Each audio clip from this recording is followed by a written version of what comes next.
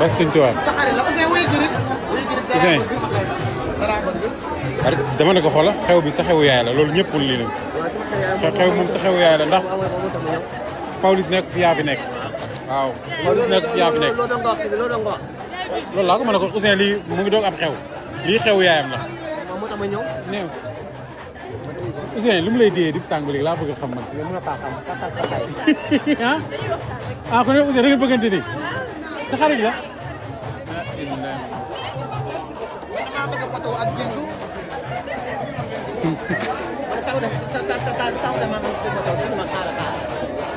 Maganda foto man tam.